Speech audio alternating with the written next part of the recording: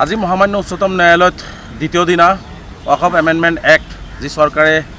ভাৰতবৰ্ষৰ মুছলমানৰ ওপৰত জাপি দি ভাৰতবৰ্ষৰ মুছলমানসকলৰ সম্পত্তি তেওঁলোকে দখল কৰিব বিচাৰিছে, তেওঁলোকে কবৰস্থান মছজিদ মাদ্ৰাছাৰ ওপৰত হস্তগত কৰিব বিচাৰিছে। ইয়াৰ ওপৰত আজি দ্বিতীয় দিনা শুনানি হ'ল। যোৱাকালি গোচৰীয়া পক্ষৰ শুনানি সম্পূৰ্ণ হৈছিল, আজি চৰকাৰী পক্ষৰ শুনানি সম্পূৰ্ণ কৰিলে আৰু চৰকাৰী পক্ষৰ হৈ আজি তুষাৰ মেহতা ডাঙৰীয়াই ভাৰত চৰকাৰৰ হৈ তেওঁলোকে যুক্তি প্ৰদৰ্শন কৰিলে। প্ৰায় 3 ঘণ্টা সময় তেওঁলোকে যুক্তি প্ৰদৰ্শন কৰিছে যে ওয়াকফ সম্পত্তি কি হ'ব, ইয়াৰ বৈধতা কি আছে। গতিকে এই সম্বন্ধত বিতংভাৱে আলোচনা হৈছে। আলোচনাৰ অন্তত ভাৰতবৰ্ষৰ উচ্চতম ন্যায়ালয়ৰ মুখ্য ন্যায়াধীশগৰাকীয়ে অহাকাইলৈ শুনিম বুলি কৈছে আৰু ভাৰত চৰকাৰে হয় তুষাৰ মেহতাই অহাকাইলৈও ক'ম বুলি কৈছে। তেখেতক কিছু সময় লাগে বুলি কৈছে আৰু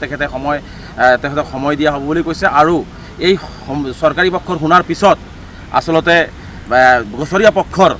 যিখিনি কথা থাকিব সেইখিনি কথাও 1 ঘণ্টামান সময় গোচৰীয়া পক্ষক দিয়া হ'ব অহাকাইলৈ। গোচৰীয়া পক্ষৰ 1 ঘণ্টা সময় কোৱাৰ পিছত যুক্তি প্ৰদৰ্শন কৰাৰ পিছত উচ্চতম ন্যায়ালয়ে এটা সঠিক সিদ্ধান্তত উপনীত হ'ব আৰু তাৰ পিছতে এটা সঠিক ৰায়দান দিব। গতিকে আমি আশাবাদী হৈ আছোঁ যে সৰ্বভাৰতীয় জমিয়ত উলামায়ে হিন্দৰ সভাপতি আছাদ মাদানী চাহাবৰ লগতে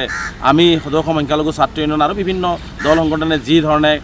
কেছ কৰিছে, IA ফাইল কৰিছে, গতিকে সকলো কথা অহাকাইলৈ শুনাৰ পিছত আমি আশাবাদী হৈ আছোঁ সকলোৱে যে মহামান্য উচ্চতম ন্যায়ালয়ে ভাৰত চৰকাৰৰ যি কুটিল ষড়যন্ত্ৰ 20 কোটি মুছলমানৰ ওপৰত কৰিছে, ভাৰত চৰকাৰে যি ধৰণে মুছলমানসকলৰ সম্পত্তি বেদখল কৰিব বিচাৰিছে, কবৰস্থান মাদ্ৰাছা আদি তেওঁলোকে দখল কৰি ভাৰতবৰ্ষৰ মুছলমানসকলক ভাৰতবৰ্ষৰ বুকুৰ পৰা নিশ্চিন্ন কৰাৰ যি ষড়যন্ত্ৰ ৰচনা কৰিছে, আমি আশাবাদী হৈ আছোঁ যে মহামান্য উচ্চতম ন্যায়ালয়ে গোচৰীয়া পক্ষৰ শুনানি সম্পূৰ্ণ কৰি চৰকাৰী পক্ষৰ শুনানি লৈ গোচৰীয়া পক্ষৰ শুনানি সম্পূৰ্ণ কৰি অহাকাইলৈ এটা সঠিক আৰু শুদ্ধ সিদ্ধান্ত দি পেলাই 20 কোটি মুছলমানে যি মহামান্য উচ্চতম ন্যায়ালয়ৰ প্ৰতি আশাবাদী হৈ আছে, যি 20 কোটি মুছলমানে উচ্চতম ন্যায়ালয়ৰ পিনে চাই আছে যে মহামান্য উচ্চতম ন্যায়ালয়ে এটা সঠিক ৰাস্তা দিব মুছলমানসকলৰ পক্ষত, সেই ৰায়লৈ আমি অপেক্ষা কৰিছোঁ আৰু নিশ্চিতভাৱে আমি আশাবাদী যে সেই ৰায় মুছলমানৰ পক্ষত আহিব আৰু মহামান্য উচ্চতম ন্যায়ালয়ৰ প্ৰতি আমাৰ আস্থা আৰু বিশ্বাস আছে যে মহামান্য উচ্চতম ন্যায়ালয়ে 20 কোটি মুছলমানৰ যি ভৰসা লৈ মহামান্য উচ্চতম ন্যায়ালয়ত আহিছে, সেই ভৰসাক বাস্তৱিত কৰি চৰকাৰৰ কুটিল ষড়যন্ত্ৰক বাধা দি মুছলমানৰ সম্পত্তি মুছলমানৰ হাততে অক্ষুণ্ণ ৰখাৰ সিদ্ধান্ত ল'ব। আজি মহামান্য উচ্চতম ন্যায়ালয়ত দ্বিতীয় দিনা ওয়াকফ এমেন্ডমেন্ট এক্ট যি চৰকাৰে ভাৰতবৰ্ষৰ মুছলমানৰ ওপৰত জাপি দি ভাৰতবৰ্ষৰ মুছলমানসকলৰ সম্পত্তি তেওঁলোকে দখল কৰিব বিচাৰিছে, তেওঁলোকে কবৰস্থান মছজিদ মাদ্ৰাছাৰ ওপৰত হস্তগত কৰিব বিচাৰিছে। ইয়াৰ ওপৰত আজি দ্বিতীয় দিনা শুনানি হ'ল। যোৱাকালি গোচৰীয়া পক্ষৰ শুনানি সম্পূৰ্ণ হৈছিল, আজি চৰকাৰী পক্ষৰ শুনানি সম্পূৰ্ণ কৰিলে আৰু চৰকাৰী পক্ষৰ হৈ আজি তুষাৰ মেহতা ডাঙৰীয়াই ভাৰত চৰকাৰৰ হৈ তেওঁলোকে যুক্তি প্ৰদৰ্শন কৰিলে। প্ৰায় 3 ঘণ্টা সময় তেওঁলোকে যুক্তি প্ৰদৰ্শন কৰিছে যে ওয়াকফ সম্পত্তি কি হ'ব, ইয়াৰ বৈধতা কি আছে। গতিকে এই সম্বন্ধত বিতংভাৱে আলোচনা হৈছে। আলোচনাৰ অন্তত ভাৰতবৰ্ষৰ উচ্চতম ন্যায়ালয়ৰ মুখ্য ন্যায়াধীশগৰাকীয়ে অহাকাইলৈ শুনিম বুলি কৈছে আৰু ভাৰত চৰকাৰে হয় তুষাৰ মেহতাই অহাকাইলৈও ক'ম বুলি কৈছে। তেখেতক কিছু সময় লাগে বুলি কৈছে আৰু তেখেতক সময় দিয়া হ'ব বুলি কৈছে। আৰু এই চৰকাৰী পক্ষৰ শুনাৰ পিছত আচলতে গোচৰীয়া পক্ষৰ যিখিনি কথা থাকিব সেইখিনি কথাও 1 ঘণ্টামান সময় গোচৰীয়া পক্ষক দিয়া হ'ব অহাকাইলৈ। গোচৰীয়া পক্ষৰ 1 ঘণ্টা সময় কোৱাৰ পিছত যুক্তি প্ৰদৰ্শন কৰাৰ পিছত উচ্চতম ন্যায়ালয়ে এটা সঠিক সিদ্ধান্তত উপনীত হ'ব আৰু তাৰ পিছতে এটা সঠিক ৰায়দান দিব। গতিকে আমি আশাবাদী হৈ আছোঁ যে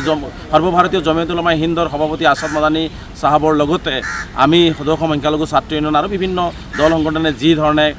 কেছ কৰিছে, IA ফাইল কৰিছে, গতিকে সকলো কথা অহাকাইলৈ শুনাৰ পিছত আমি আশাবাদী হৈ আছোঁ সকলোৱে যে মহামান্য উচ্চতম ন্যায়ালয়ে ভাৰত চৰকাৰৰ যি কুটিল ষড়যন্ত্ৰ 20 কোটি মুছলমানৰ ওপৰত কৰিছে, ভাৰত চৰকাৰে যি ধৰণে মুছলমানসকলৰ সম্পত্তি বেদখল কৰিব বিচাৰিছে, কবৰস্থান মাদ্ৰাছা আদি তেওঁলোকে দখল কৰি